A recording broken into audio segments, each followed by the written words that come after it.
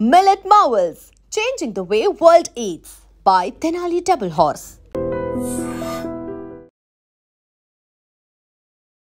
పాపం రోజు ఆటో నడుపుకుంటే గానీ జీవనం సాగదు. కూరగాయలు అమ్ముకుంటూ వాళ్ళ జీవనం సాగిస్తూ ఉంటారు. కంప్లీట్లీ ముగ్గురు కొడుకులు, చాలా చిన్న ఫ్యామిలీ, కష్టపడుతూ వాళ్ళ జీవితాన్ని ముందుకు నెడుతున్నటువంటి టైంలో అనుకోనటువంటి సంఘటనలో తండ్రి అట్లాగే కొడుకు చనిపోయినటువంటి పరిస్థితి. ఇది ఎక్కడ అంటే దుండిగల్లో జరిగింది. అనుకోని సంఘటన అని ఎందుకు అంటున్నానంటే, మనకు తెలుసు నిమజ్జనాలు పెద్ద ఎత్తున జరుగుతున్నాయి. దుండిగల్లో కూడా చాలా పెద్ద లేక్ ఉంది కాబట్టి ఈయన ఎక్కడైతే కూరగాయల మార్కెట్ ఉందో ఆ మార్కెట్ ముందరనే తెలిసిన వాళ్ళది ఎవరిదో వినాయకుడు ఉంటే ఆ వినాయకుడు నిమజ్జనాన్ని వాళ్ళ ఆటోలో పెట్టుకొని ఎంతో కొంత, అంటే ఆ నిమజ్జనానికి కూడా కొంత డబ్బులు వస్తాయి అన్నటువంటిది. సో ఆ నిమజ్జనానికి సంబంధించి ఈ పర్సన్ ఆటోని మాట్లాడుకొని అదే ఆటోలో వినాయకుడిని నిమజ్జనం చేసిన తర్వాత యాక్చువల్లీ వాళ్ళని దింపి ముందటికి వెళ్ళి యూటర్న్ తీసుకొని మళ్ళీ వద్దాము అనుకున్నటువంటి టైంలోనే ఎవరు కూడా గమనించలేదు. మనకు తెలుసు రాత్రి 8-9 గంటల ప్రాంతంలో ఇన్సిడెంట్ అయితే జరిగింది. చిమ్మ చీకటి ఉంది, ఎవరు గమనించలేదు. ఆటో ఏమైపోయింది అంటే ఈ దుండిగల్ లేక్ ఎక్కడైతే ఉందో ఆ దుండిగల్ లేక్ లోకి దూసుకుపోయినటువంటి పరిస్థితి. ఎవరు కూడా గమనించలే. అంటే వాళ్ళు ఈ ఎక్కడైతే నిమజ్జనానికి సంబంధించిన ఏర్పాట్లు ఎక్కడైతే ఉంటాయో అది కూతవేటి దూరంలో ఒక 100-150 మీటర్స్ దూరంలో ఉంది. అక్కడ దింపిండు. వీళ్ళందరినీ దింపి కొడుకు తండ్రి ఇద్దరు కూడా ఆటోని యూటర్న్ చేసుకొని వద్దాము అని అనుకున్నారు. అది చాలా కంజెస్టెడ్ ఏరియా అనేటువంటిది ప్రత్యక్ష సాక్షులు చెప్తున్నారు. కంజెస్టెడ్ ఏరియాలో ఆ యూటర్న్ చేస్తున్నటువంటి టైంలోనే అదుపు తప్పి ఆటో ఒక్కసారిగా ఆ దుండిగల్ లేక్ లోనికే దూసుకుపోయింది. అండ్ వర్షాలు పెద్ద ఎత్తున పడుతున్నాయి మనకు తెలుసు. దీంతో దుండిగల్ లేక్ కూడా చాలా ఫుల్ ఉంది. దాదాపుగా ఇది రాత్రి 9 గంటల ప్రాంతంలో జరిగినటువంటి ఇన్సిడెంట్. 20-30 మీటర్ల వరకు కూడా ఈ ఆటో లోపలికి వెళ్ళిపోయింది. ఎవరు కూడా గమనించలేదు. అసలు ఆటో పైకి కూడా కనిపించలే ఆ వాటర్లో. అంటే అక్కడ అందరూ ఉన్నారు, హ్యాపెనింగ్ జరుగుతోంది, అయినా సరే ఈ ఆటోని ఎవరు కూడా గమనించకపోవడం. తండ్రి కొడుకు ఇద్దరు కూడా ఈ ఆటోలోనే ఇరుక్కుపోయి బయటకు రాలేక ఊపిరాడక నీళ్లు మింగి చనిపోయినటువంటి పరిస్థితి. అండ్ ఇప్పుడు డిఆర్ఎఫ్ టీంకి ఇన్ఫర్మేషన్ రావడం, మిస్సింగ్ కేసు నమోదైంది.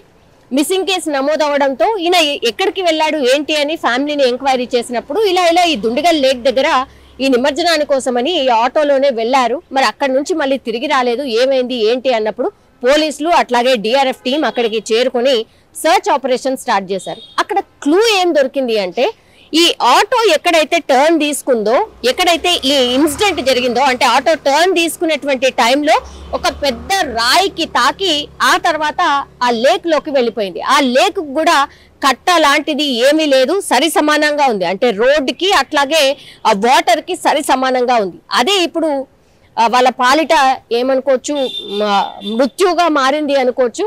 సో ఆటో ఎక్కడ స్టక్ కాకుండా ఆ రాయికి ఒక్కసారిగా ఢీ కొట్టి వెంటనే ఆ దుండిగల్ లేక్ లోకి దూసుకు వెళ్ళడం, తర్వాత తండ్రి కొడుకులు చనిపోవడం అయితే జరిగింది. ఎందుకంటే ఎవరు కూడా గమనించలేదు కాబట్టి మిస్సింగ్ కేసు నమోదై వాళ్ళ ఫ్యామిలీ వచ్చి చెప్తే గానీ తెలియలేదు. దీంతో డిఆర్ఎఫ్ టీం వచ్చి రంగంలోకి దిగి సర్చ్ ఆపరేషన్ స్టార్ట్ చేసినప్పుడు, వీళ్ళ బోట్లు వేసుకుని సర్చ్ చేసినప్పుడు 20 మీటర్ల లోతులో ఈ ఆటోను కనుగొన్నారు. ఆ ఆటోను తీసుకొని బయటికి తీసుకొచ్చే టైంలో కూడా పాపం ఈ అబ్బాయి ఎవరైతే ఉన్నారో అబ్బాయి పేరు వచ్చేసి శ్రీను, ఆ తండ్రి పేరు వచ్చేసి జాను.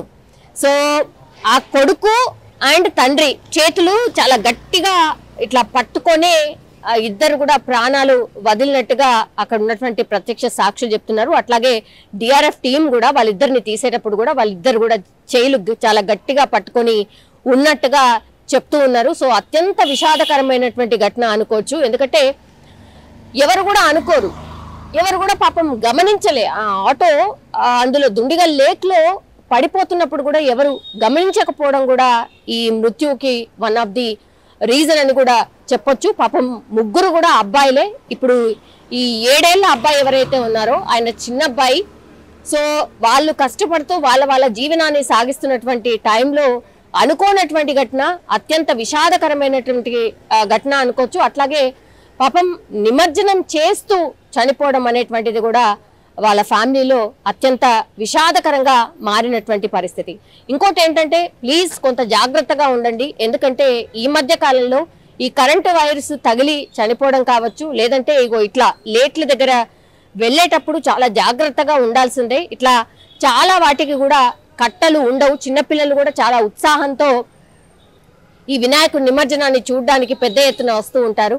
మనము మన వాళ్ళని చూసుకోకుండా ఇట్లా కొంత అజాగ్రత్తగా ఉన్నా, లేకపోతే ఇప్పుడు ఈ అనుకున్నటువంటి సంఘటన, ఇప్పుడు కరకట్ట ఏమీ లేదు, డైరెక్ట్ గా అందులోకి దూసుకుపోయింది. సో ఇప్పటికైనా ఆఫీసర్స్ మరి అక్కడ ఆ ఇష్యూ ఉంది కాబట్టి వెంటనే ఏదైనా బ్యారికేడ్ లాగా ఏదైనా ఏర్పాటు చేయడమో ఏదో చేయాలి. ఎందుకంటే రాత్రిపూట ఏమీ కనబడదు, అండ్ అక్కడ లైటింగ్ వ్యవస్థ కూడా ప్రాపర్ గా లేదు అనేటువంటిది కూడా ప్రత్యక్ష సాక్షులు చెప్తున్నారు. కాబట్టి ఇప్పటికైనా ఈ ఇన్సిడెంట్ జరిగిన తర్వాత అయినా, ఇంకా కూడా నిమజ్జనాలు అయిపోలేదు కాబట్టి ఈ ఇష్యూని కొంత సీరియస్ గా టేకప్ చేసి అక్కడ లైటింగ్ అరేంజ్మెంట్ కావచ్చు, లేకపోతే పోలీసులను ఎవరినైనా పెట్టడం కావచ్చు, నిగరాని లేకుండా మాత్రం ఇట్లా నిమజ్జనాలు చేయకూడదు అని చెప్పేటటువంటి ఇన్సిడెంట్ అని కూడా దీన్ని అనుకోవచ్చు.